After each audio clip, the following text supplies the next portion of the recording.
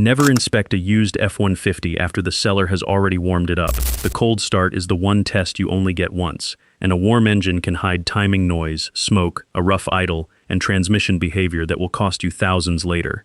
So before you drive out there, tell the seller you want to start it cold. Here's the 7-step order to run before you make an offer.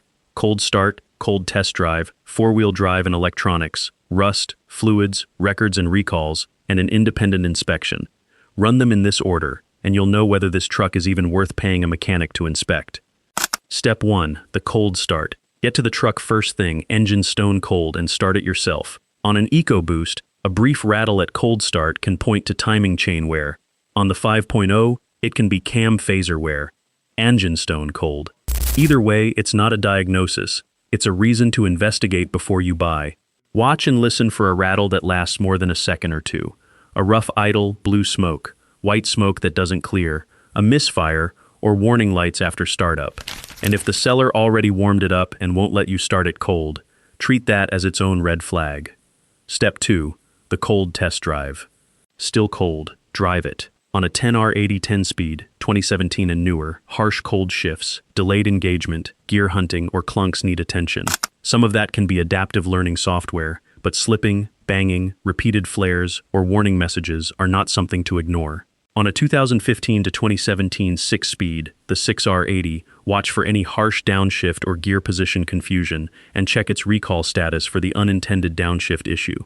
While you drive, feel the brakes. The pedal should be firm, not soft or pulsing, with no pull to one side, and the steering, which should track straight with no wander or play in the wheel. Step 3. 4-wheel drive and electronics. This gets its own moment because it's expensive to fix. If it's a 4x4, actually engage it. Shift into 4 high and 4 low if you can, and confirm it goes in without grinding or a warning light. Most buyers never test the 4-wheel drive until they need it. Then run the electronics, the screen, backup camera, windows, locks, lights, climate control, and the trailer plug if you'll tow. All pricey to repair, all easy to check in 2 minutes. Step 4. Get underneath, and look for rust and past damage. The body may be aluminum on 2015 and newer trucks, but the frame is still steel. Check the frame rails, cross members, cab mounts, bed supports, rear spring hangers, and the brake and fuel lines, and on older steel body trucks, the rockers and cab corners. Surface rust is normal. Flaking, scaling, or holes are a walk away. And here's the one that catches people. Fresh black undercoating over heavy scale is not a repair, it's camouflage. Then walk the outside. Mismatched panel gaps or paint hint at accident repair, and uneven tire wear points to alignment, worn suspension, or a frame tweaked in a hit. Step 5. The fluids and the engine-specific check. Clean oil doesn't prove maintenance, but oil that's low, burnt, glittery, or milky is a warning. Coolant shouldn't look oily, rusty, or contaminated. Transmission fluid, where you can check it, shouldn't smell burnt. Then match the engine. On a 2018 to 2020 5.0, oil consumption is the known issue, and one dipstick reading won't prove or disprove it. Ask for the top-off history, the oil change records, and any Ford oil consumption test paperwork, and watch for startup smoke or a low level. Step 6. Records and the VIN. Ask for the paper trail, oil changes, transmission service, spark plugs, brake fluid, coolant, differential and transfer case service on a 4x4, recall paperwork, major repair invoices, and tire and alignment history. No records doesn't automatically mean a bad truck, but it changes the price, because you're buying unknown risk. Then run the VIN, a free NHTSA recall lookup, the Ford or dealer service history, and a title and accident check with owner count and mileage consistency.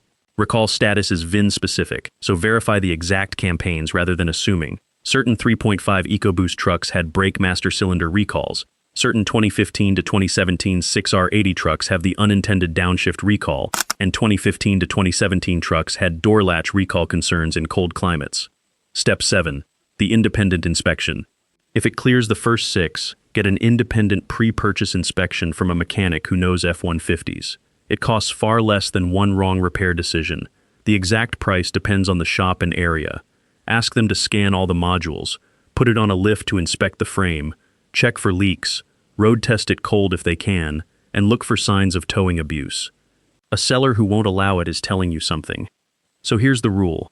Walk away from structural rust, active warning lights, a seller who refuses a cold start or an inspection, a slipping transmission, unexplained smoke, contaminated fluids, or a title and recall history that doesn't match the seller's story. An open recall is not automatically a failed truck. Many are free fixes, but it changes the process.